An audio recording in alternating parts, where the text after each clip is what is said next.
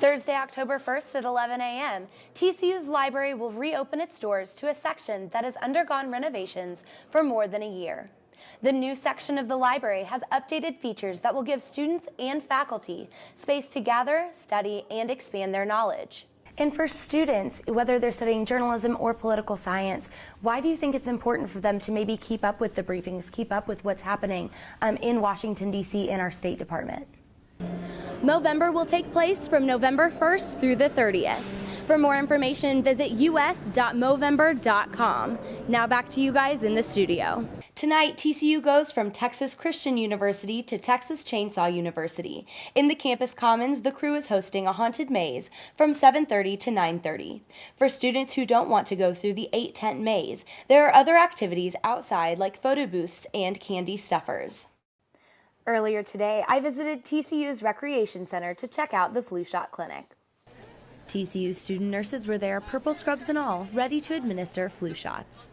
We all have experience, and of course we practice. We're doing just-in-time training before we are on the line to give the vaccines, and also we're senior 2s and senior 1s, so we've already had some of this experience. 3, 2, 1. Many students, faculty, staff, and retirees had different reasons for attending the flu clinic. Exposure we give with students and public, it's just a safety precaution that we like to take. It's free and it's beneficial to your health. I mean, and there's really no risk to it, so why not do it just to have that extra layer of preventative? Because I'm a dance major and we have a lot of sickness going around the department. We're in really close contact, and I thought it'd be best to get my flu shot. This is the 8th year that TCU public health nursing students have provided a flu shot clinic on campus. Getting your flu shot on campus is painless and easy. Flu shots really help cover the community again, and also it's just a really great idea because you don't want sickness, especially on a college campus. It can spread really fast, so you want to cover everyone. The vaccine that was given out is a trivalent that covers 3 strains of the flu, one from South America, one from Switzerland, and one from Thailand. According to the Center for Disease Control, the effectiveness of the flu shot depends on the person receiving the vaccination and the match between the vaccine and viruses currently going around. Thanks, Layla. Today, more than 4 million Syrians are registered with the United Nations High Commission for Refugees. Monday, experts held a panel discussion, and a full house learned about the brutalities of the Syrian refugee crisis. Between barrel bombs from the government and the looming threat of radical terrorism, there is nowhere safe for Syrian people to go in their country.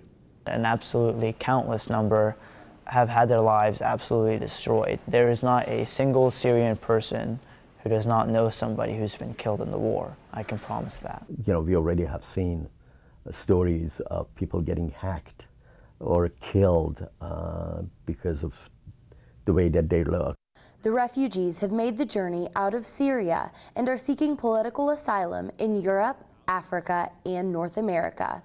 And when they come in mass, in tens of thousands, there's also a sense of countries that are taking them in, feeling overwhelmed. Surrounding countries like Lebanon are hosting roughly 1.2 million refugees, which makes up 1 in 5 people in their population. Just because it's not happening here doesn't mean it's not happening. I think the United Nations is correctly arguing that this is a global crisis. It's not their problem, but in many ways, if we don't deal with it, it's going to be our problem.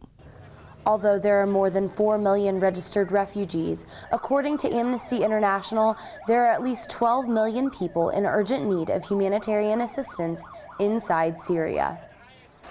It will be years and years before the hostilities end, you know, and years before it's safe to go back to Syria. And if you could go back to Syria, why would you? The economy's in tatters, the country's in tatters, everybody's family is dead or out of the country.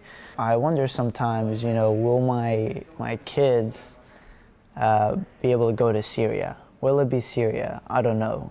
We no longer live in islands called country this, country that.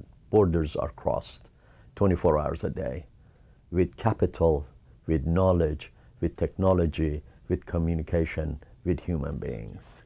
In September, President Obama announced that his administration would allow at least 10,000 Syrian refugees in the United States. just because it's not happening here and it's far away, it's on the news, doesn't mean it's not important. People are people, and this is really, it's destroying the lives of many, many people who are not that different from us.